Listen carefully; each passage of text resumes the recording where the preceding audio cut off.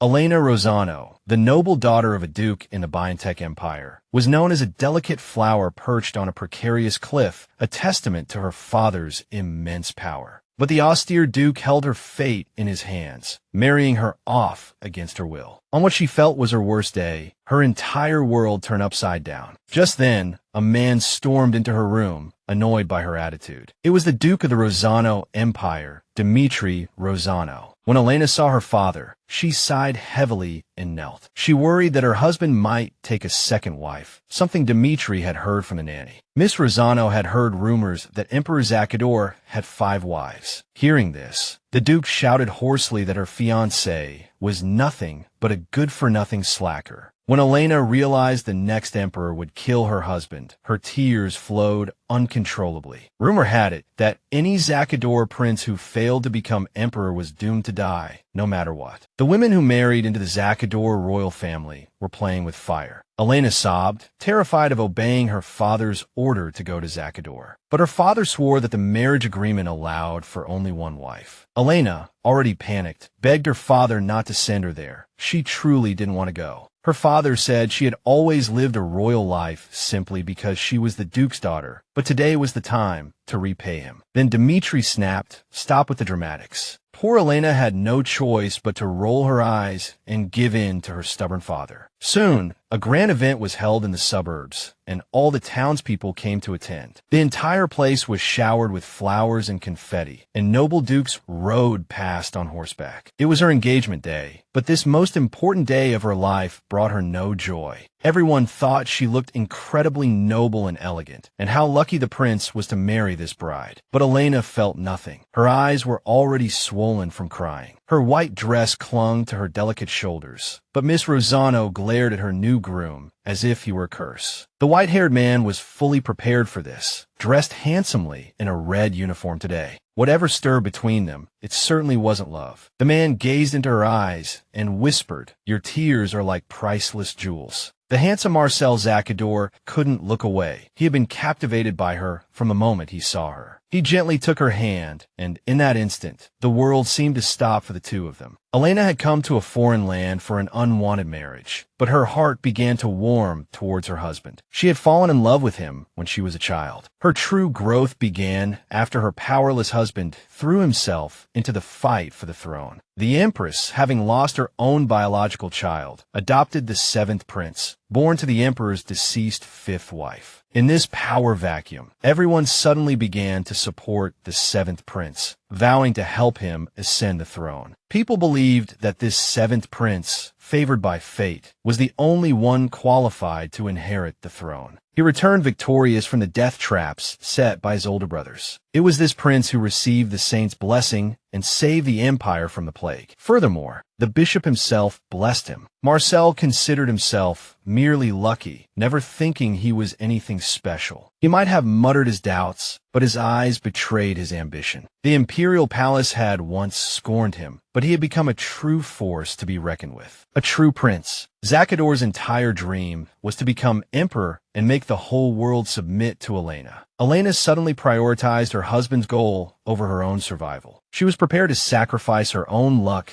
to help him achieve his goal. The Rosano Duchy invested heavily in the 7th prince. Elena sacrificed much to be with her husband. With unwavering perseverance, Marcel shattered all obstacles and became emperor. Miss Rosano, for her boundless loyalty, was awarded the title of Empress. Years later, the peace between Biotech and Zakador was shattered. War ravaged her life. People were divided, some calling her a traitor, others the crown princess. But Elena had never desired to be empress, not until love changed her mind. The moment for Marcel to ascend the throne and rule as emperor was approaching. The young woman had the opportunity to become empress, something she considered her birthright. The man gazed into her trembling eyes, still not understanding why she would agree. Hearing this, Elena froze, losing her composure. She gasped, "I love my husband, and I want to be empress." Marcel tried to explain that a second wife had the temple's approval and full rights. But all he heard was her saying she would rather flee back to Biotech than be his concubine. Elena lost control of her emotions, bursting into tears on the spot. She could feel his burning indifference. Marcel pulled the young woman into his arms, swearing he loved only her. After that, the brave heroine achieved her goal and became the Empress of Harkador. The crown also brought its burdens, and that was when Elena finally grew up. Once her husband became emperor, he would no longer be bound by the one-wife restriction. When His Majesty decided to take another wife, Lady Eliana had no choice but to accept. Soon after, Elizabeth, the daughter of Duke Vane, arrived at the imperial palace. Eliana welcomed her warmly and asked her to set an example for the entire court. Meanwhile, Marcel, worried about Eliana's feelings, ironically began bringing more women into the palace. As more and more women surrounded the emperor, the fights in the harem intensified. To survive, Eliana had to suppress the love she held deep within her heart. It turned out that her husband had also contributed to this. That day, Marcel flew into a rage because his third wife missed the assembly. But she didn't think counting the Holy Scriptures was a cruel punishment, and besides, she argued, it wasn't just a holy meeting. Suddenly, His Majesty turned around and muttered that he was deeply disappointed. Her only duty was to manage the harem. The hope in her heart that the seventh prince still loved her as he once did never truly faded, but old feelings wouldn't rekindle without reason, especially with Marcel. She vented her frustrations about this, but the response she received was that a man's love is fickle. His feelings were fading. She could feel it. He hadn't come to see her for days. The maids urged Eliana to seduce the king and bear him an heir. She couldn't bring herself to do such a despicable thing, but an heir would secure the empire's future. Her friend said it was simple, just get pregnant, even if it was just a one-night stand. On the surface, it seemed easy, just bear an heir. But the harsh reality shattered Eliana's pride. The emperor was ecstatic, and suddenly, he became a regular visitor to her palace. But when he argued with the other consorts, or was in a bad mood, he would become violent. In these moments, she would feel embarrassed and suggest they retire to the bedchamber. Marcel treated her like a mistress, every touch a transgression. He would demand she open her eyes to please him, as that was how he got what he wanted. After enduring such terrible treatment, the lady pushed him away. Marcel heard that if he were to be dethroned for lack of an heir, the lady was willing to follow him to the grave. Then His Majesty raised his hand and slapped her. The stinging pain on her cheek, she was knocked against the table by the blow. It turned out the king knew she no longer loved him and only wanted to get pregnant. When everyone wanted her gone, he was the one who kept her in that position. Now, even though her heart was empty, she had to love him. In that moment, Eliana felt her old love completely burn out, but she swallowed her anger and obeyed him. Soon after, Flint Howard, the northern Duke of Beantech, came to visit the imperial palace. The lady stared at his ugly face, knowing something was amiss. Behind her, Duke Rossano, like a madman, held a knife to the lady's throat and threatened her. Eliana thought the Duke hated her for rejecting Beantech, but Flint said the Beantech Empire never wanted anything from her. The lady wasn't stupid. She had abandoned her homeland and still had no heir. The Duke bowed and said that Beantech never interfered in the internal affairs of other countries. The real reason he came was simply to bring the Empress back to her homeland. Flint Howard asked her to trust him so that the lady could live freely in her own country. She hadn't expected to hear this and was so startled she couldn't speak. But when she realized this was Damian Rossano's wish, she nearly fainted. Flint Howard was crowned Prince Harris's closest friend, a legendary warrior. But beneath that glorious reputation was a past stained by tragedy. His grandfather, Crown Prince Alphonse, had died in childhood, and the throne passed to Leopold. Leopold was miserably defeated in the war with Zacador,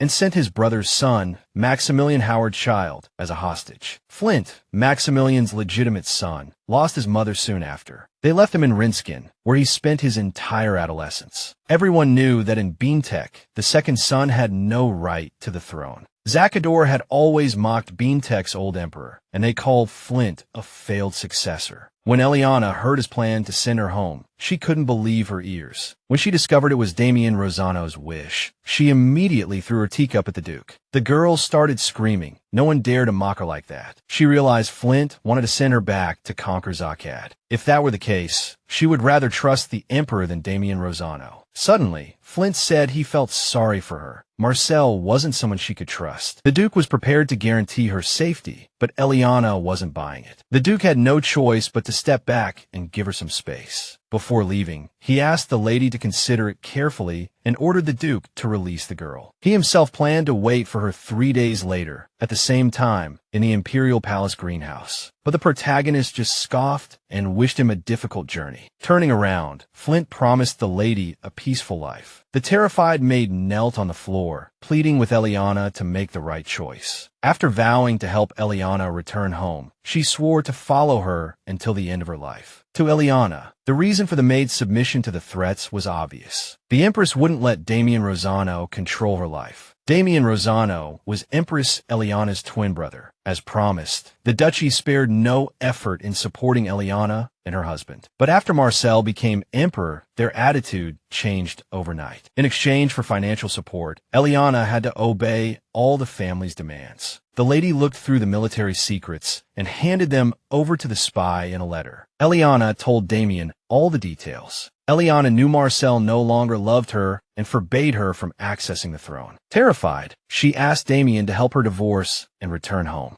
But when she asked for help, her brother called her crazy. He thought it was pointless to deplete the family fortune for a divorce. Eliana trembled with fear. Her family refused to help her. They never cared about her safety. Betrayed by her own family, the heartbroken Empress could no longer trust them. But Howard's sharp gaze lingered in her mind, making her uneasy. Someone with that kind of gaze would keep their promises at all costs. That night, Eliana only wanted to live a peaceful life. Her thoughts were interrupted by a maid who had secretly brought Vivian in. As promised, Flint Howard was waiting for the Empress in the palace gardens. His resolve was unshakable, like an impenetrable fortress. The patrol would be coming soon, so his aides suggested they retreat. Just then, a girl in a black cloak walked into the garden, looking like the Empress. But as her hood slipped, a white-haired girl snapped, "Her Majesty isn't coming." She said the servant's passage was safe and the Duke could sneak through there. Luna had arranged for a secret crossing with a false identity. To the aide, it reeked of a trap, but Flint ignored him. The maid also delivered a message. Bianca's youngest son had met with an accident. Upon hearing this, Flint froze as if petrified. The maid conveyed Her Majesty's decree. "Sir, return and inherit the throne." That was all Eliana had to say, and then the maid vanished on the spot. A great, joyous event had occurred in the palace. Miss Rosano was pregnant. Tears welled up in her eyes. Eliana could hardly believe it. Now she could truly live. No one would ever overthrow her for being barren. But the joy was short-lived. The child was not meant to be. At that moment, Eliana felt a devastating emptiness. Nothing worse had ever struck her. Her health suddenly collapsed, and Eliana fainted, throwing the entire court into a panic. Grief-stricken by the miscarriage, the Empress locked herself in the palace and wept for days. If she couldn't even keep her child, what was the point of Marcel spending the night with her? All the rumors about deposing her were corroding her life faster than mold. The news that Empress Sakadora was a bastard child made the entire country a laughingstock. People only accepted her as Empress because of her noble lineage. Marcel had to make a decision. The Empress's position couldn't be given to just any girl. The maid said that as long as Eliana left the throne, there would be no trouble. Most importantly, Eliana had nothing left to hold on to, so it wasn't an easy decision. The maid argued that life was more important than dignity. Eliana needed to find a way to survive. The desperate Empress realized that the traditional forces of Beantek were too powerful. The Empress Dowager ordered her to stay away. Doomsday was coming. A servant suddenly burst into the room and started screaming. Eliana gasped when she heard that the Rosano Duchy and Beantek had been destroyed. This was the final blow. Her entire family had been wiped out. Now no one knew what to do. The indestructible Rosano had fallen. Eliana was also a descendant of the Rosano Duchy, and the same fate now loomed over her. Eliana had had enough of everything that had happened, but death was the only option left. The emperor who came to her palace was unusually kind. They hadn't spoken so nicely since their honeymoon. He even made tea himself, and the sweetness of the tea melted her heart. But the moment she took the first sip, everything shattered. The tea was poisoned. Eliana collapsed among the broken shards. Marcel ended her luxurious life and promised to tell everyone her last words. The poison spread quickly. She barely had the strength to utter a word. Leaning over her, the emperor admitted he shouldn't have let her near the throne.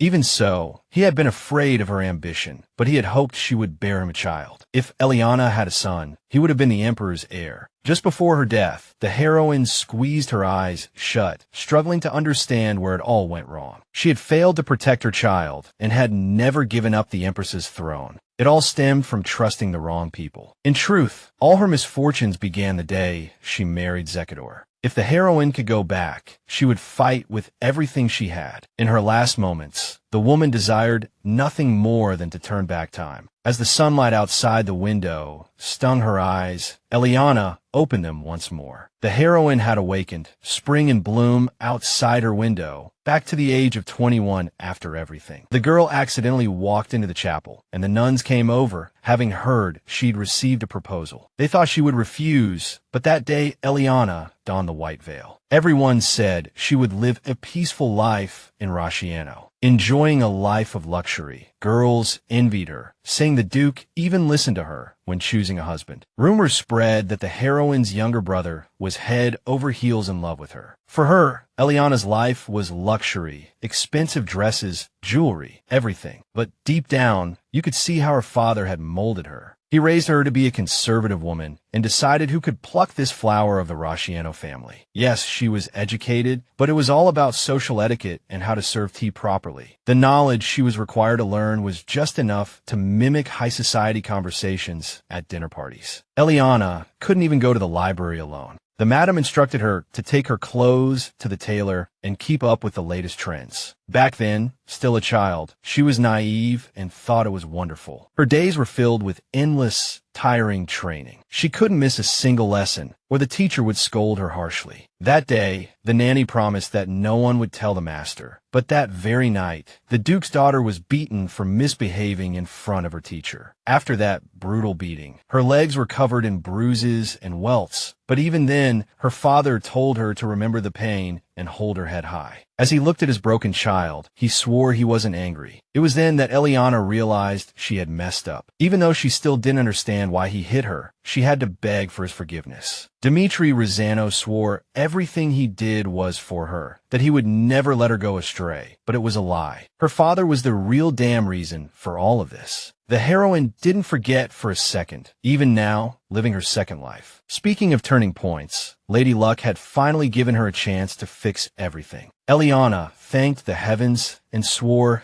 never to relive that hellish life again. When Dmitri Rosano strode into the palace with the stunning lady on his arm, the entire room fell silent. The stunning lady was radiant, her pure joy like the first honeysuckle blossoms of spring. The guests immediately recognized Eliana Rosano, far too young to be a bride. Her name was unforgettable, the noblest flower of Bientech. The ladies were shocked. How could Eliana still be single past 20? As one lady remarked, her father had vowed to protect her until his last breath, even refusing multiple marriage proposals. The three girls invited that day saw her as the spoiled child of the Duke's house. They said a timid little thing like her could never be with the prince, but Liliana Sanders said Leah was just playing the child. Rumor had it she'd kicked the Hain daughter out of her tea party and berated a servant who spilled wine on her. At a marquise banquet, she also severely reprimanded Viscount Ritano's daughter. People felt that if it were poisoning, they would have noticed, but this was just Eliana's usual recent theatrics. The ladies gathered for tea at Marquis Satan's wife's place, and Madame X thanked everyone for coming. But another guest was clearly uncomfortable with those present. Truthfully, Madame Hain wasn't happy to see Miss Rosano at the party. Eliana blurted out that she was glad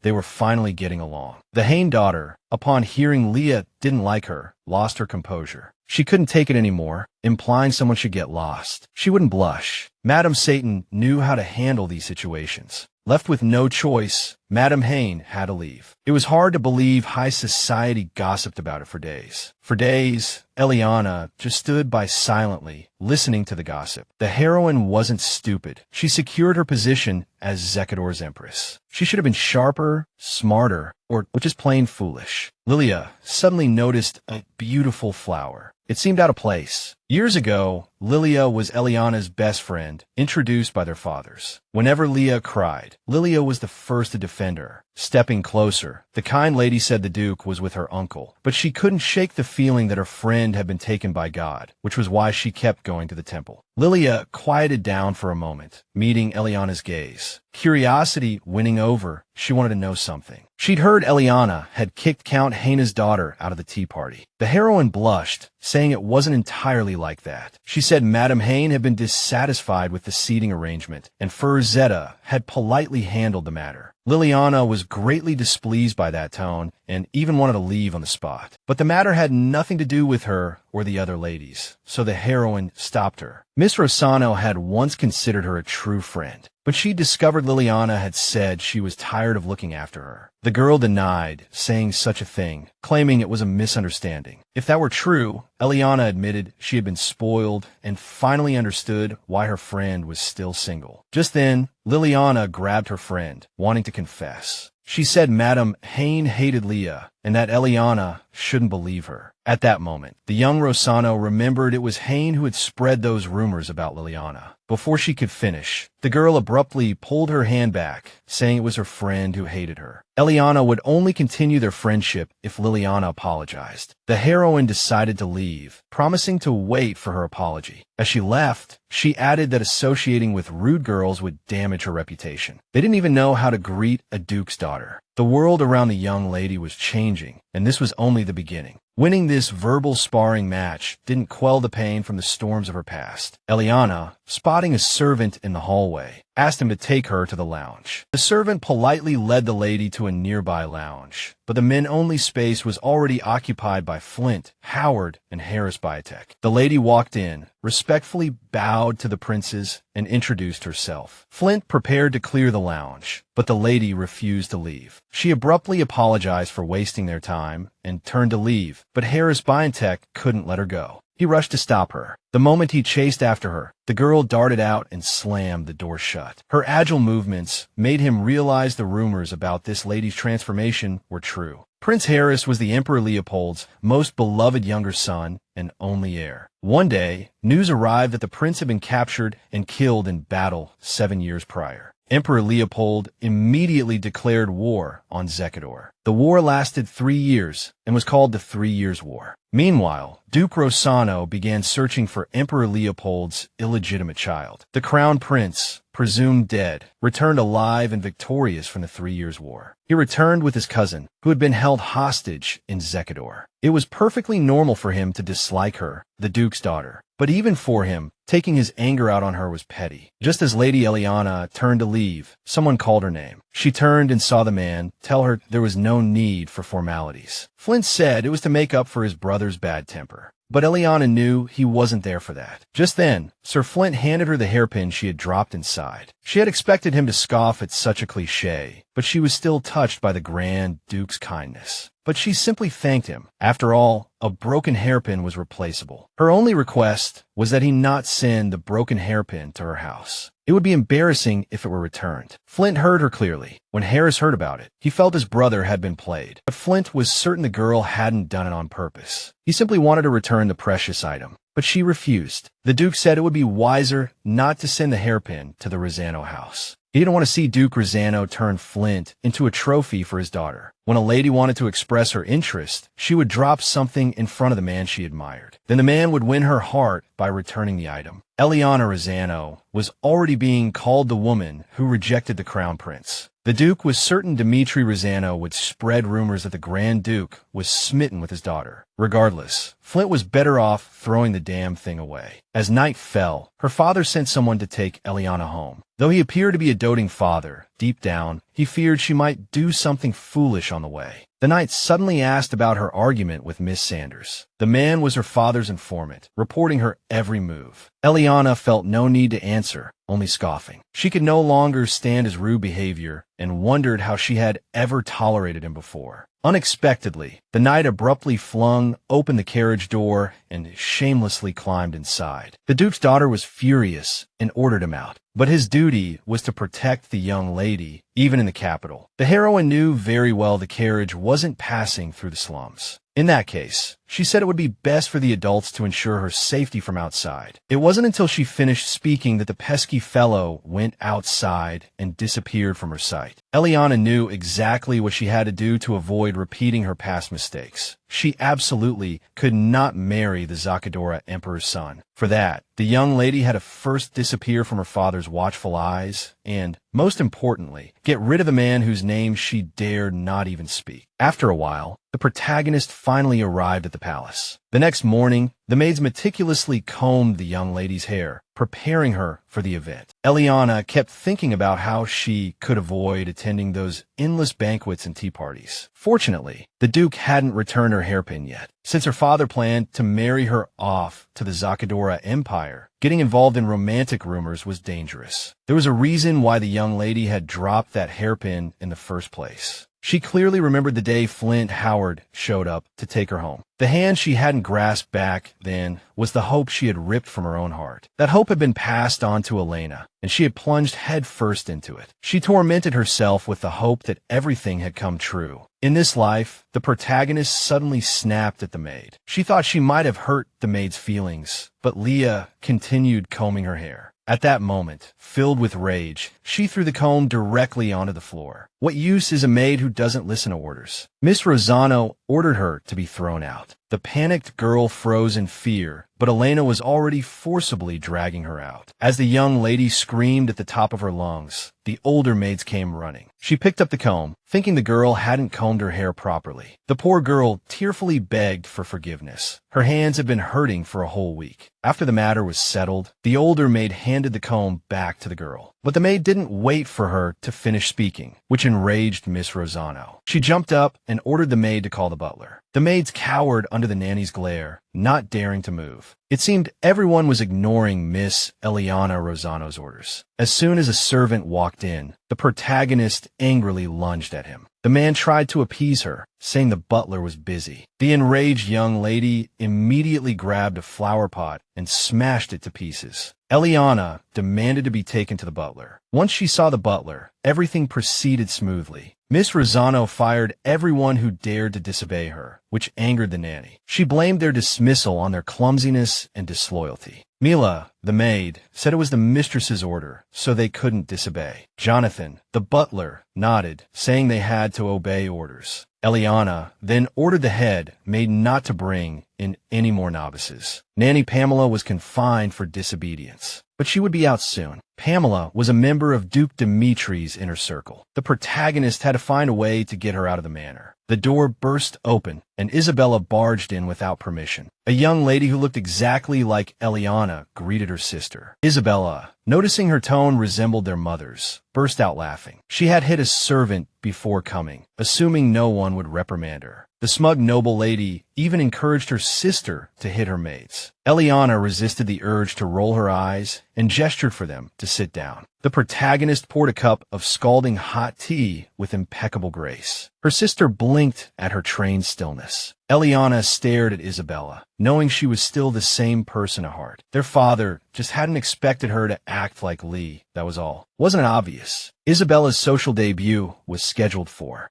not the week after next. Eliana froze when she realized Isabella already knew about Pamela's confinement. To be honest, Isabella also considered that kind of threat, but she knew her sister wanted Pamela gone for good, so she offered to help. It was obvious their father wouldn't stand for this. He must already know everything. Regardless, Eliana wanted to hear how her sister planned to help. At tomorrow's banquet at the palace, Miss Eliana was supposed to deal with the Marquis's son. Isabella told her that their father had already chosen that man as her fiancé. Now the protagonist's goal was to make him propose. Upon hearing this, Eliana refused to help, but her sister pleaded with her. She didn't want to marry the Marquis's son and begged her sister to dance with him just once. Despite their not-so-close relationship, Eliana knew her sister never spoke idly. Miss Eliana decided to help her, but she doubted the man would actually be hooked after just one dance. When the Marquis's son saw the young beauty, he was completely captivated by her charm. It seemed he was a fool to fall for such a crazy plan. If he were a decent man, Miss Eliana would have married him long before they even mentioned a wedding. At one point, Eliana turned around to find Flint Howard standing right behind her. After that, Miss Eliana began to dance more enthusiastically with her partner. They twirled, laughed, and moved through the ballroom as if they were made for each other. People couldn't help but notice Miss Rosano was creating a dancing storm with the gentleman. She received numerous invitations to dance, the line of men practically stretching down the block. The young lady decided Isabella must pay dearly for this. As night fell, Miss Rosano returned to her chambers. But at the door, Nanny Pamela was waiting, asking if she had returned on time. This annoyed Eliana, who hadn't yet lifted the nanny's house arrest. Pamela smiled slyly and said she couldn't just leave the young lady alone. It turned out to be her father's orders. Only Pamela could polish her to perfection. While combing her hair, Miss Rosano noticed her roots were starting to show. She warned that if that dull color were revealed, everyone would question her entire background. Eliana was extremely puzzled as to why her hair was that way. Pamela said the poor child was born with albinism, a kind of illness. Eliana believed her. Her whole world was everything Pamela had woven. Soon, Eliana received a letter that turned everything upside down. It was a royal letter from the Empress of Zacadora, addressed to the Duchy of Rezano in the Beantech Empire. They demanded the return of the magical item that could change hair color, claiming it was the late Duchess's legacy, and Eliana, as an illegitimate daughter, had no right to possess it. The protagonist thought it was complete nonsense written by Damien. She ordered the letter burned, but this only turned everyone against her. As a bastard, they forced her to return the Duchess's heirloom. Only then did she remember the strange incident that had happened to her. One day, as a child, the Duchess put a strange pair of earrings on her. The girl's hair instantly turned pink, as if cursed. The nanny said this item must not be lost, and then vowed to protect it herself. Leah sent a letter to Beantech to question the nanny, but rumors spread. Her long pink hair became the proof everyone needed. She was a bastard. Marcel approached her, roaring, "You stole such a thing and used lies to marry me." It seemed all hope was lost. Leah's noble family was nothing but a lie, and the young lady was accused of stealing the family heirloom. People said a bastard could never sit on the Empress's throne. Ever since becoming a foreigner, Leah had fought desperately to maintain her position. But misfortune descended upon her against her will, and that was the beginning of her downfall. After the dyeing was finished, the young lady asked the nanny if she could continue dyeing her hair. Apparently, Pamela wasn't planning to retire. She wanted to stay here forever. It was late, and the nanny made the young lady's bed. Eliana felt Pamela was acting like a vampire. She couldn't sleep, so after the nanny left, she began to pace around the room. If the family heirloom could be returned on time, there would be no talk of dethroning her. Under the moonlight, Eliana pondered where Pamela might have hidden the device. But first, she had to deal with Pamela. The young lady decided to check on Isabella first. The next morning, the protagonist peeked into her sister's room for the first time. She noticed Isabella's room was actually quite luxurious. Since it was a private conversation, the young lady ordered everyone in the vicinity to be monitored. She personally asked Emily to ensure no one was eavesdropping. Isabella said Marquis Alves now had a vacant look in his eyes. The young lady was quite certain he had fallen for Eliana.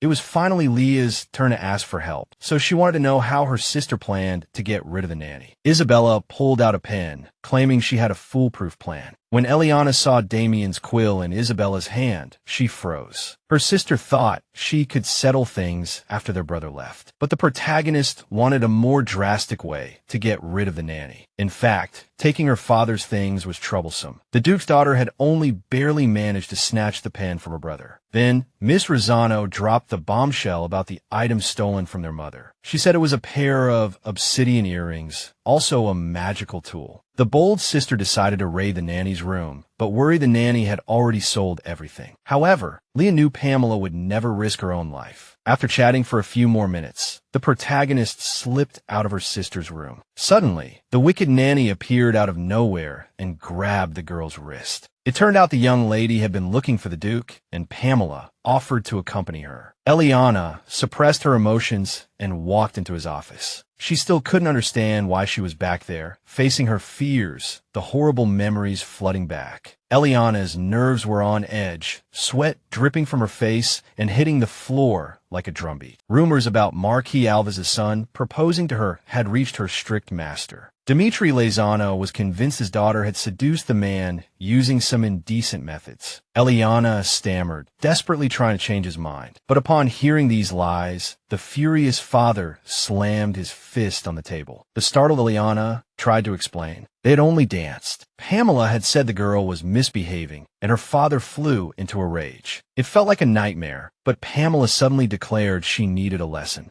Eliana froze, dumbfounded by the words of her loyal nanny. The filthy old hag lunged at her, tying her up like a criminal. Eliana struggled to break free, but Pamela raised her hand, ready to strike. Right in front of her father, Pamela slapped her and tied her hands. To make matters worse, Dimitri grabbed a whip, his eyes devoid of any pity. He was going to teach the helpless child a lesson about speaking to the head of the family. Isabella, furious, tried to barge into the study. The butler tried to stop her, but the young lady pushed right past him. When she reached the door, she froze, unable to even breathe, a lump forming in her throat. She heard her sister begging for forgiveness. The butler's face was grim. He said the master was disciplining Lady Ileana. Isabella was stunned, unable to believe her ears. This wasn't discipline, it was torture. She knew very well what her father's discipline meant. She had been caned as a child, but the sounds now were different, heavier, louder. The instrument was hard and unforgiving. The whipping was brutal. The girl could barely breathe, her body mangled beyond recognition. He was doing this to stop her from seducing men, from tarnishing the honor of a duke's daughter. Isabella heard every word. It was her fault. Panicked, she lunged for the door, but a man grabbed her arm from behind. Damian Rosano told her to leave it alone. She suddenly realized the extent to which her sister had been tortured. It was a huge blow to Isabella that her brother knew everything and yet did nothing. Burning with rage, Isabella screamed, "Eliana is your own flesh and blood." But Damian just sighed and said, "It's time you knew the truth." He whispered in her ear, "We are not twins. Eliana isn't even your sister." Lady Rosano stopped dead in her tracks, frozen, her eyes wide, trying to comprehend it all. The Duke's son was right. Only the color of their eyes was the same. Regardless, Isabella felt it was wrong, but there was nothing she could do. Her brother told her to stay out of it. He didn't want their father laying a finger on her. This broke Lady Rosano's heart, tears streaming down her cheeks. The young man yelled at the butler to take the young lady back to her room and seal the hallway. After years of hellish upbringing, Lady Rosano was finally free. The girl was beaten beyond recognition, unable to stand, and the maids rushed to help. Their lady needed immediate treatment, so the girls ran to get the doctor. But Pamela shrieked, "She is my mistress." She was determined to handle the treatment herself and ordered the girls not to interfere so no one could disturb her. The nanny shooed every single ass out of the room. You can't fool Jeans. She saw the vulgar nature in the young lady. This is why Marcus Alves kept writing in his letters that he couldn't forget that night, the woman thought. But Eliana bore no marks from their night together. Pamela guessed the young lady had given the Marquis a kiss with her pretty lips. The Duke loved his daughter dearly, and he had prepared an excellent remedy for her today. But today, the nanny decided to skip the treatment altogether to punish the young lady for her haughty attitude. Leaving the poor girl to bleed profusely, she then disappeared. When Eliana realized her patience had finally run out, she tried to rush out of the room. But just then, she saw the whip in her father's hand and froze. The young lady's mind was a mess. She had never learned how to deal with pain. Even though the heroine never became the Empress of Zakadu, things hadn't changed. A maid pushed the door open when a scream echoed from outside. When Pamela saw the unwelcome guest, she started screaming, saying they shouldn't be there. Lady Isabella had a different opinion. In desperation, Lady Isabella didn't hesitate to rush towards the nanny and slap her hard across the face to shut her up. The first slap was followed by a second, knocking the staggering woman to the floor. Furious, Isabella couldn't even stand the sight of the hag, so she hit her again. Just then, a maid approached Eliana's body, and Lady Isabella was instantly reminded of her sister. They were determined to help the poor girl and started to examine her body carefully. There wasn't an inch of Leah's body that wasn't damaged. Every part of her was severely injured. When the aunt saw that the young lady hadn't received any treatment, she vowed to handle the matter. When Lady Isabella heard this, her body slowly filled with hatred for the nanny. She hadn't expected that Eliana hadn't been treated, that the ugly nanny had actually let the girl go to bed in that condition. Isabella began to beat her senseless. To protect her sister, Lady Isabella showed no mercy, slamming Pamela's head against the floor. The old hag got what she deserved for everything she had done with her filthy little hands. After Isabella finished punishing her, she ordered someone to drag the old hag away. Meanwhile, the maids were tending to the injured girl's wounds. Eliana's wounds were so deep that every touch caused her unbearable pain. Madame Emma handed the ointment to Alma, telling her to apply it to her sister's wounds. The experienced Alma immediately recognized it as Ellison. She said this ointment would numb the pain and wouldn't leave any scars. As excruciating pain shot through her body, Eliana used her fading strength to beg her father's forgiveness. The nanny insisted that the girl showed no remorse in her eyes, so she told him to hit her harder. Her father wished he never had to whip his daughter again. The poor girl, writhing in pain, stared unblinkingly at her father. She pleaded with him to stop, but the thick whip flew straight towards her. At that moment, the girl's eyes snapped open, and she realized it had all been a dream. The maid saw that the young lady had finally woken up and sat up, but she had no strength left, and the heaviness in her head pulled her back down. The frightened maid rushed to her side, her voice trembling as she tried to get her to focus. The maid anxiously pleaded with Lady Eliana to lie back down. Surprisingly, the pain was gone. Her wounds had been properly treated after all. Eliana looked at her hands and realized the nanny wouldn't have bandaged her like this. The maid explained that the family doctor, Emma, had done it. It turned out Isabella had called for Emma, who in turn had called for this wonderful maid. The girl said that the nanny hadn't even cared for her after she'd received such terrible injuries. Eliana was very grateful for the help, and Lavanda helped her sit up. Eliana noticed that the maid was quick-witted and had steady hands. So Leah told her to go and find Isabella and Damien immediately. The young lady summoned her older sister and brother, reminding them of what had happened to her yesterday. Last night, she had almost died because the nanny hadn't treated her wounds. Yet their father trusted that old hag. When Isabella heard that her sister wanted that old hag back, she was furious. The girl thought it was madness, but Damien just told her to keep her voice down. Damien was fed up with Eliana turning the house upside down. Regardless, Leah wanted her brother to talk to their father, as he trusted him more. Then Damien realized his sister hadn't understood. He told her to remember that she would never marry the man she wanted to. Damien felt the girl had forgotten, so he decided to mention it again. It was foolish of the protagonist to waste her energy on a nanny. Damien intervened, stating that neglecting the Duke's daughter was absolutely unacceptable. As for his sister, he told her to come to her senses and get a grip on herself. He had always been like this, talking nonsense and refusing to call Liana his older sister. During their childhood, Damien had claimed that Eliana was the elder. The cheerful child had wanted him to call her older sister, but something had changed, and his expression had completely altered. It suddenly dawned on the protagonist that Damien had known all along that she was illegitimate. He had been cold to her ever since he realized they weren't twins. Soon, the crucial day arrived. Eliana couldn't find a nanny who looked after the children. Lavanda mentioned that Pamela wasn't feeling well. While napping in her room, the housekeeper had slipped and fallen down the stairs, breaking her right leg. The head maid, startled, dropped the chest, which landed on the nanny's left leg. Leah realized there was a secret rivalry between the nanny and the head maid. It was strange that the head maid was carrying heavy objects, a job meant for the stronger servants. Leah guessed that the nanny hadn't slept well due to the pain and told the girl to fetch some sleeping pills. At the event, the protagonist ran into Mrs. Heine.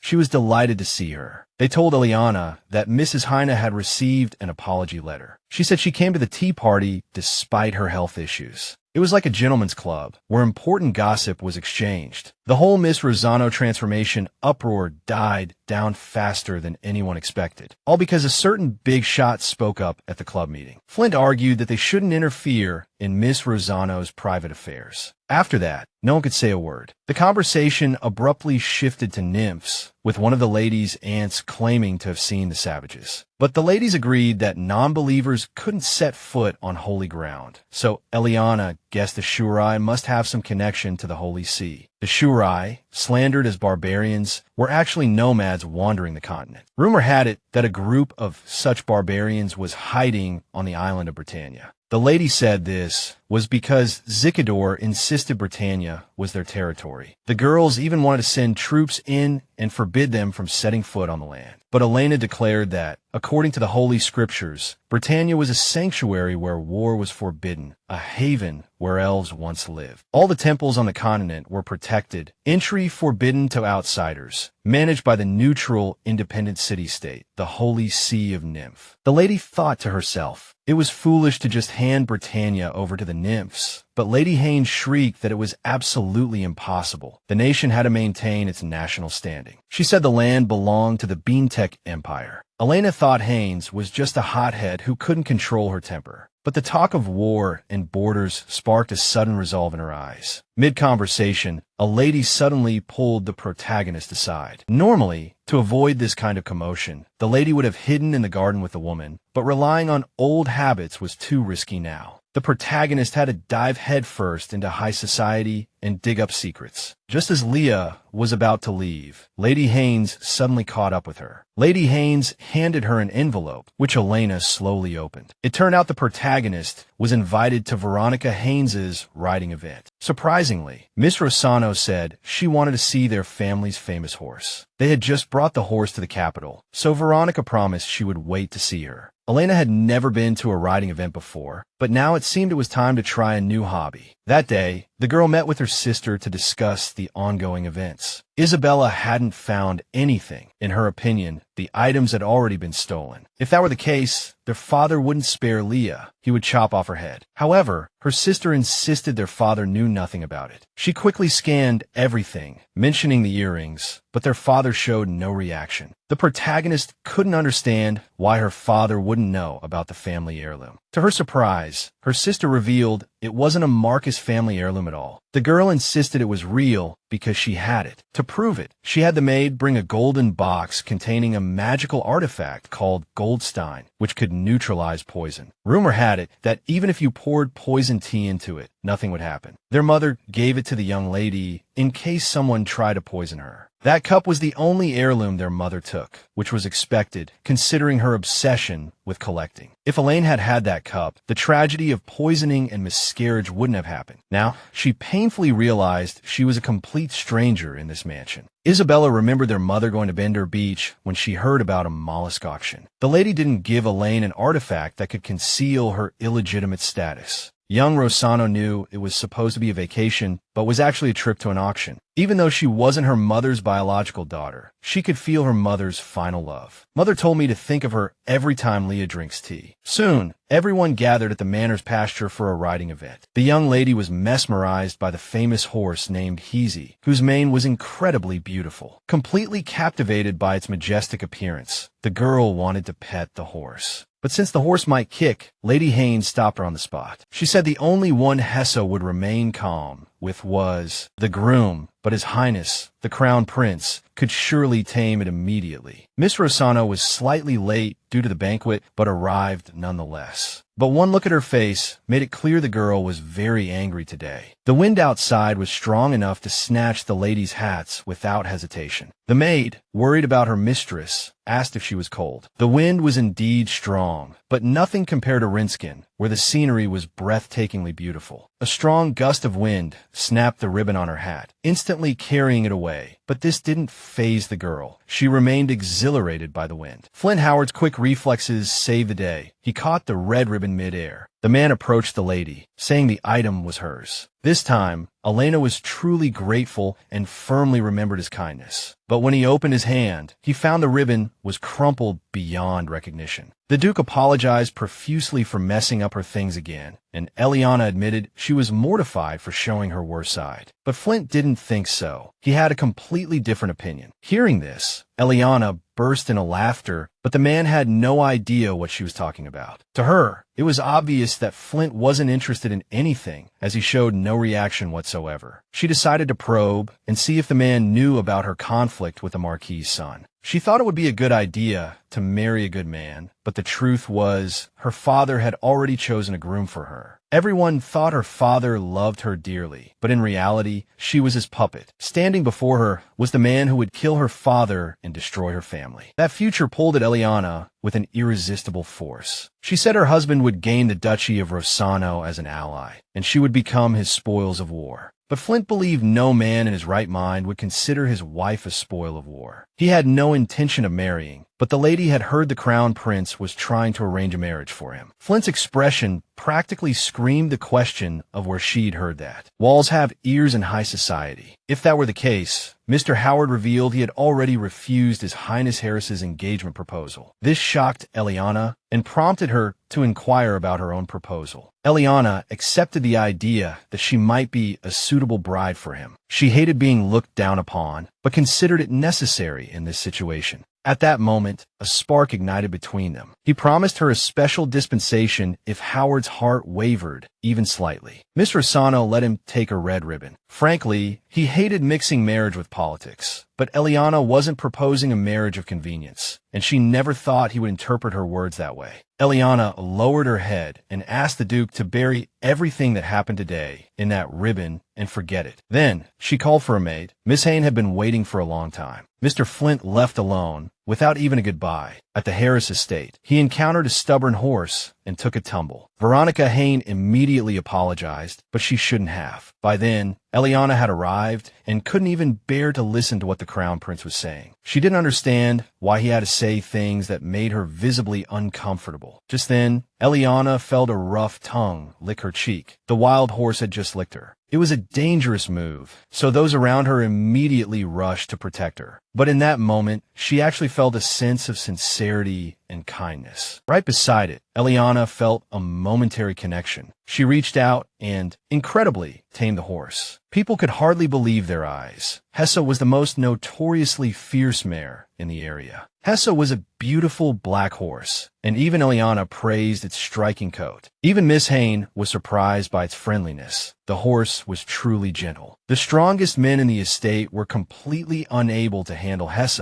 but Eliana was sure someone like Veronica could have tamed her. Lord Biantech watched the scene with envy, becoming enraged and trying again. But the moment he got close, the horse kicked him hard and snorted defiantly. Eliana possessed a pure soul and a gentle heart. She knew the power of simple, sincere love. You could see the light in her eyes, that sense of genuine kindness. Looking at the beautiful woman, Flint saw her in a new light for the first time. Suddenly, Harris called out to his brothers, telling them it was time to leave. The gentleman waved his handkerchief, clutching it tightly as if it were his last hope. That day, Eliana didn't even get to ride a horse, all because of Hesse. Miss Veronica encouraged her to ride, saying she'd be fine. But the problem was, Eliana didn't want His Highness to look down on her. After all, she was a duke's daughter, and any such action could be seen as a provocation. In high society, you had to be careful with your words and actions, even in small matters. Miss Hayne couldn't stay silent any longer, but Eliana told her not to apologize. Veronica was overjoyed when the lady suggested she go and talk to the noble heir. Before Eliana could say goodbye, the girl ran ahead. Miss Hayne, having forgotten the tea party invitation, hurried off. Left with no choice, she sent her a letter. Just then, Flint Howard suddenly approached the lady. The girl lowered her head to apologize, but he asked her to look him in the eye. Fortunately, her large hat allowed Eliana to glimpse at him. From under the brim of her hat, the man was clearly upset, but he apologized for misinterpreting her feelings. He promised to keep what she had given him safe and swore never to forget what happened today. After a moment of contemplation, the girl wondered why he had changed his mind, but Flint wasn't ready to answer until he mustered up his courage. Leah thought he sounded like a prince, and they were more than just friends. To make amends, the eldest princess offered to deliver an invitation to Miss Hayne. The lady snatched the letter back, saying she couldn't use him as a messenger. She only agreed because she couldn't send a letter from home. It was all her father's fault. Besides, Eliana had something else to give to her friend. She asked him to tell Veronica to stop being so formal with her. The man was a little surprised to hear her words, but their meeting ended there. When Eliana returned home, the mansion was in an uproar. A maid saw her and ran over anxiously. She said someone had stolen Isabella's jewels, and she demanded to search the servants' rooms. Emily told me the golden chalice was also missing, but I had no idea what was going on. Eliana thought it was quite creative that the golden chalice was stolen in that clumsy Duchess robbery. But she knew her mother wasn't home yet. To get rid of the nanny, the mistress had to witness the whole mess herself. Eliana believed Isabella had everything under control. At the worst possible moment, Leah heard the family knights arrive. A maid rushed in and said they would search the servants' rooms first and then their own. The knights turned everything upside down to appear innocent. Since the knights were involved, Leah knew the golden chalice was very valuable. The timing was terrible. Damien wasn't even there. If anything were found in the servants' rooms, they wouldn't have to search their own. Suddenly, the fearless lady spoke to Sir Zena, who was taken aback. Eliana told him to check the nanny's room, as it was the closest. Princess Pamela had been with her since Eliana was Zachadora's heir.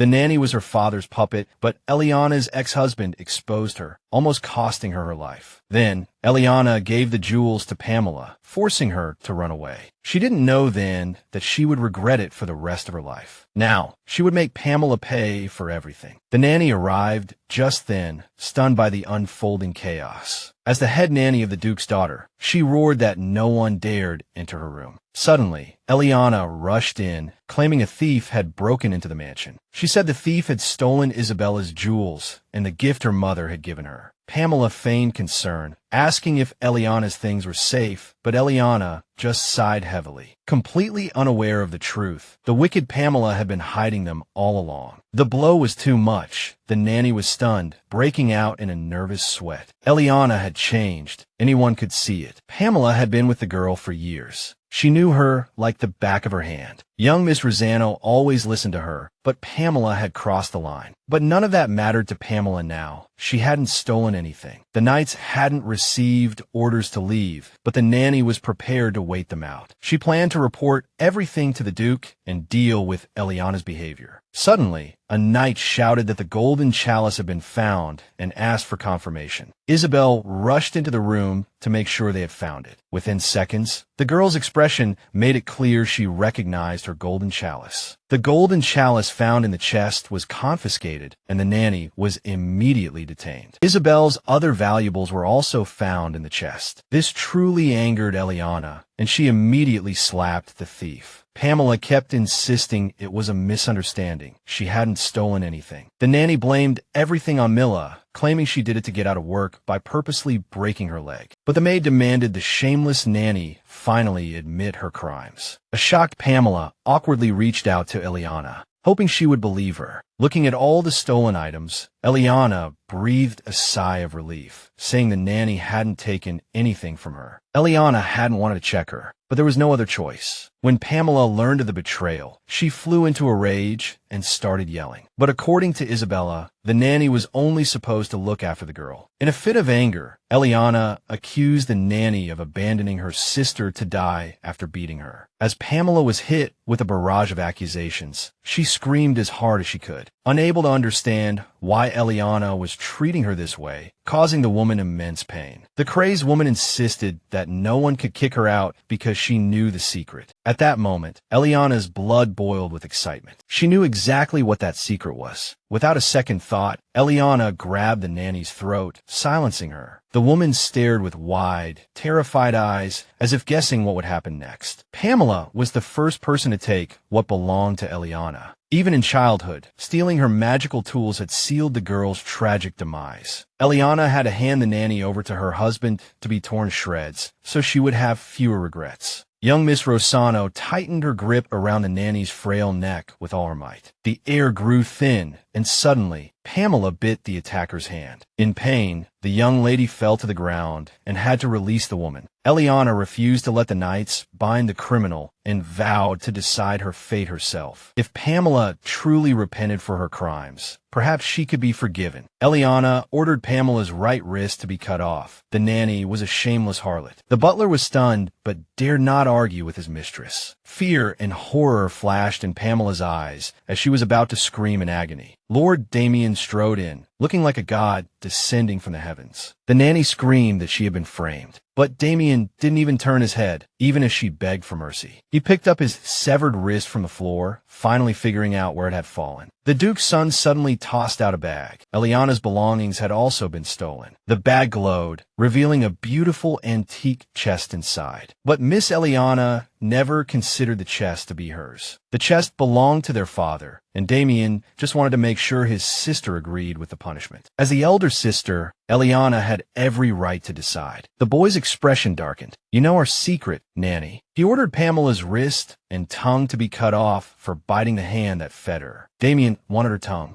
The nanny was terrified. She couldn't let them do this to her and bring shame upon the Duke. When Damien heard her threaten to reveal secrets, he flew into a rage. The young lord grabbed the old hag's wrist and declared that she would lose her hand and be thrown out. Pamela's actions would serve as a lesson to all. As promised, the sharp axe landed heavily on her hand, blood splattering everywhere. Eliana watched silently, only the blood-curdling scream reaching her ears. Deep down, Miss Eliana derived a sadistic pleasure from this punishment. The scene was gruesome, but the nanny really did lose her tongue. At the sight of the blood, Isabella felt dizzy and fainted. The worried maids immediately rushed to her aid. Only then did Damien realize he should have sent his sisters away first. But surprisingly, Eliana suddenly moved towards the nanny. Miss Eliana, thinking Pamela was dead, nudged her with her foot. According to Jonathan, she still had a pulse. After all, they had only cut out her tongue. Leah ordered Milla to take the nanny to her room and treat her wounds before leaving. She also ordered the removal of all the gruesome remains. Meanwhile, Flint had spent the entire day selecting a bride. It was a tedious task, so Harris resorted to drinking and suggested his brother simply accept their father's choice. Their father valued Flint, and Harris also cherished their brotherhood. If it weren't for the Grand Duke, Harris wouldn't even be here. He always honestly told their father the truth. Lord Biotech treated his brother like his closest friend, and in return, Flint would never betray their bond and would remain loyal to his brother until death. Harris and Flint differed not only in appearance, but also in the trajectories of their destinies. Aside from blood ties, they were polar opposites in every aspect. From the day he was born, Harris was the Empire's greatest joy, and the old emperor couldn't wait to hand most of his power to his favorite child. Despite his inherent privilege, Harris's charm always outweighed his arrogance. That clear path to the throne suddenly turned into a minefield. Everything went wrong the moment the Biotech Empire delegation entered Linskin. That day, everyone Harris brought, that was wiped out. If it weren't for Flint Howard appearing out of thin air, Harris would have met the same fate. Without Harris, chaos would erupt, and they needed to regroup quickly. He implored Flint to head north. Everyone insisted he stay away from Linskin. According to Howard, the entire country was on high alert, and war was imminent. Alexander was determined to kill Lord Biotech, and Zaccardo was also preparing for war. When Harris heard this news, he lost his composure, demanding to know why the Biotech Empire hadn't been informed sooner. But Flint retorted, had his country ever asked about the Howard family who were held hostage? Sir Howard finally unleashed his fury. They tried to play clever, but the Biotech Empire left them to fend for themselves. They believed Alexander summoned the Prince of Air for revenge. The young lord trained his sword arm until it was covered in scars and devoured books. Now, people were staking their lives on his decisions. Flint said Zaccardo was their enemy, pretending not to hear anything they said. If it weren't for their loyalty to their lord, Harris would have been long dead. He had to find a way to defend himself, and he learned that the Duke had found a new heir. He couldn't allow himself to be disgraced, so Harris decided to return in glory. In return, he swore a blood oath, promising titles and honors to Flint and his people for saving the crown prince. Soldiers clad in black masks and cloaks joined the war between Bianca and Zaccardo. They concealed their identities but turned the tide of the war when Biantech was in peril. As planned, Adele led the captives to safety while the others focused on rescuing the Empire's people. The Dark Knights became heroes of folklore, protecting civilians from harm. But no matter how hard they tried, they couldn't overcome the disparity in military strength. Defense Minister Restil Valthium came personally to end the war, but Flint Howard brutally beheaded him. At that moment, Harris removed his mask, revealing his true identity, and held the enemy generals at aloft. Biantech's morale soared with the return of their crown prince, whom they thought was dead. Finally, Harris returned triumphantly and introduced his savior, Flint Howard, to his father. He begged his father to bestow the title of Grand Duke upon Flint so they could be together forever. Emperor Leopold warmly welcomed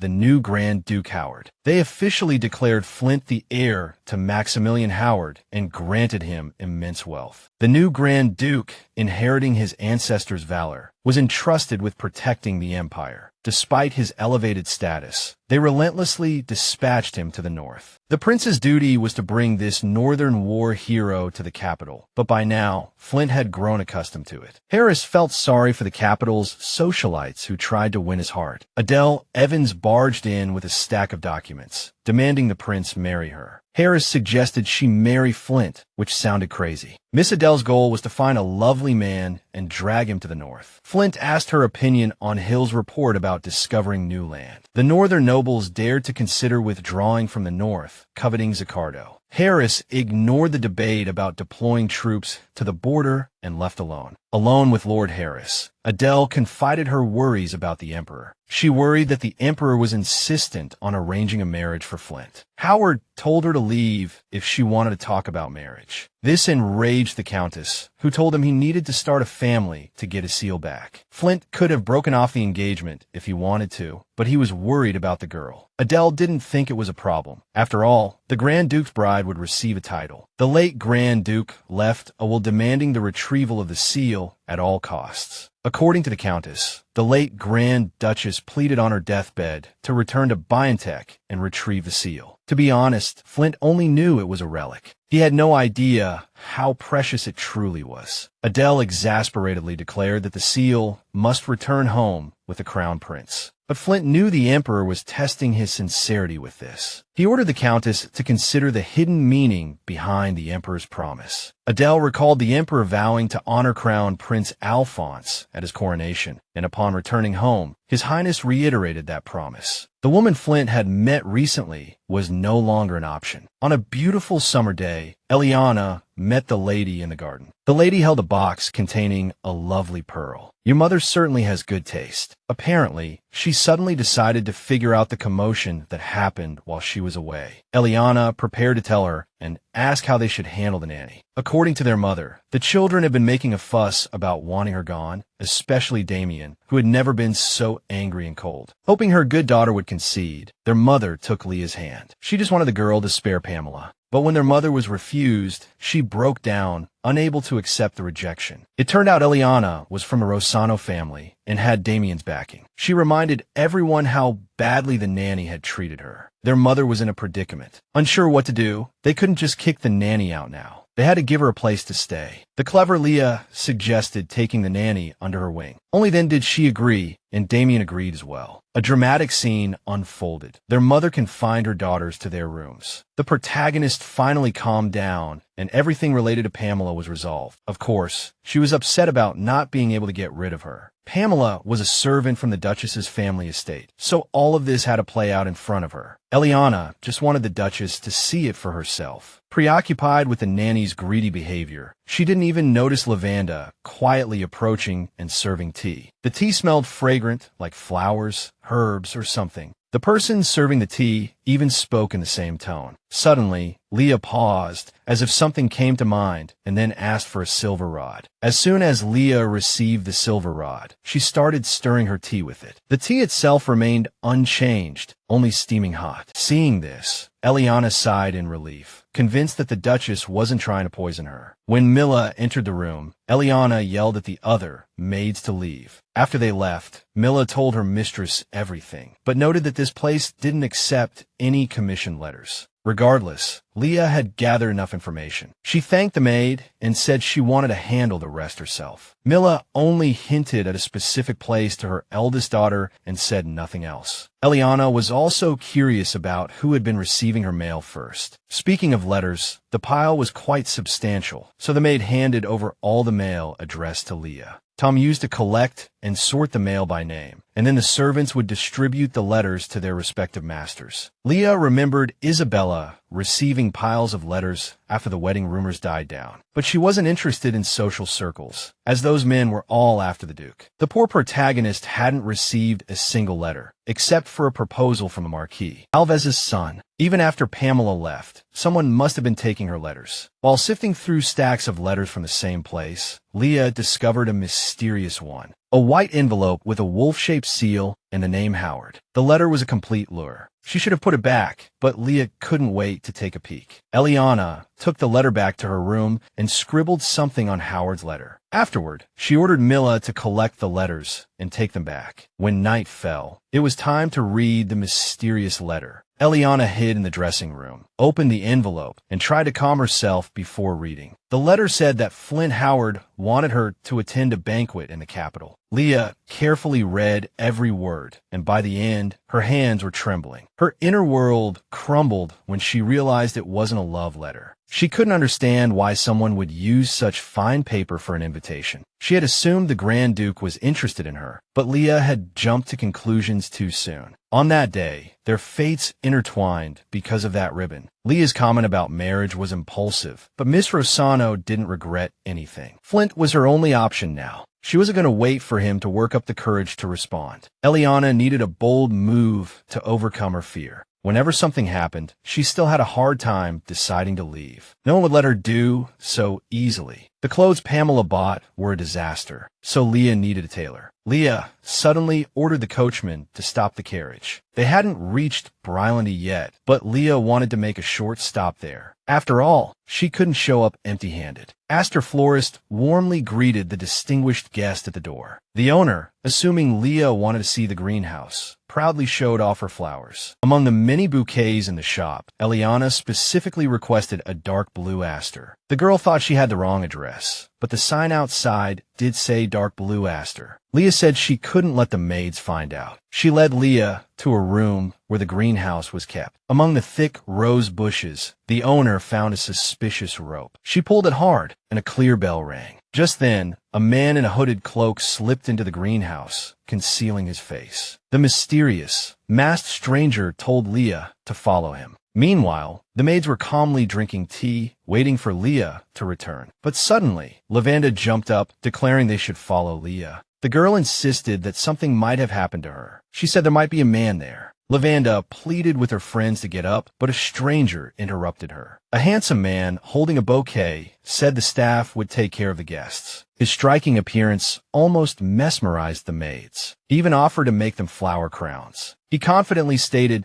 that a flower crown would make Lavanda's fingers look stunning. Meanwhile, a staff member in black led her to the far corner of the greenhouse. Eliana finally arrived at a small room and was asked to sit at a garden table. She guessed from the stranger's accent that he was from Zaccardo, but Miss Eliana insisted that commoners in the Biotech Empire couldn't even meet him, so she knew this man was no ordinary person. As far as Leah knew, Astra wasn't just an ordinary guild. Miss Eliana was prepared to pay full price to have it found for her. All she really wanted was a magical tool that could change her hair color. The gentleman had never heard of an artifact that worked by being pressed against the ear, but the girl had always used it that way, so the gentleman concluded she had some magical talent. The results showed she didn't possess such a talent, so he asked her to describe the item. From memory, she sketched the artifact and gave a complete description. As an expert in this field, the gentleman was determined to find it as soon as possible. Before leaving, he mentioned that in the language of flowers, a dark blue aster signifies trust. But before he left, Eliana wanted to know his name. The mysterious young man didn't answer, only falling silent. The girl, assuming he didn't want to tell her, walked away dejectedly. But just then, the protagonist heard the name Austin, hardly believing her ears. The mysterious figure vanished in an instant, and Eliana had always assumed they were a man. As she processed this, she now finally knew the Astra Guild's master was a woman. She suddenly heard someone call her name. Flint was frantically pruning roses, completely unexpected to see Her Highness here. Eliana was a bit surprised to see him in this situation. She suggested they dispense with the formal greetings. As always, Eliana was pleased that the Grand Duke recognized her from behind. Frankly, Flint thought he could recognize her from among 1,000 people. She was a little mesmerized, not expecting to hear such words. Leah, noticing he'd been pruning flowers, guessed he was quite interested in it. His mother enjoyed flower arranging and tending the garden. It turned out that the lady had done all that delicate work. Despite her noble status, her hands were steady, but Flint hadn't inherited her skill. Seeing how he cut the flowers, Leah felt sorry for the poor blooms and lightly touched his hand. Snatching the shears, she prepared to show him the proper way. The way she handled the flowers was simply magical, so gentle, so precise. Eliana spotted a huge rose, commenting that he was truly lucky. Such a large bloom was rare, but in Flint's hands, it looked small. Before leaving, the protagonist ordered 3 gift bouquets made with the loveliest flowers. Afterward, she said her goodbyes, as she had other matters to attend to. But Howard immediately stopped her, asking if she had received the invitation. The question hit Miss Lezano like a hammer, breaking the silence. When Flint heard Leah hadn't received anything, he was stunned. He promised to send another letter, but the girl insisted it wouldn't reach her. Miss Lezano never received letters from men. That was the problem. Because of this, the Gentlemen's Club had labeled her a snob. Flint guessed that Duke Lezano didn't want to lose his precious daughter because of him. Miss Lezano wondered if Sir Howard was afraid of the Duke. She needed a man who would kiss her in front of her father without hesitation. If the Grand Duke didn't have the guts, Eliana vowed to snatch the flower and leave. Flint's throat tightened, rendering him speechless. He remained silent for a moment, then said, "I fear no one but the Emperor." That answer wasn't enough. Leah, fired up, demanded a clearer response. Flint stated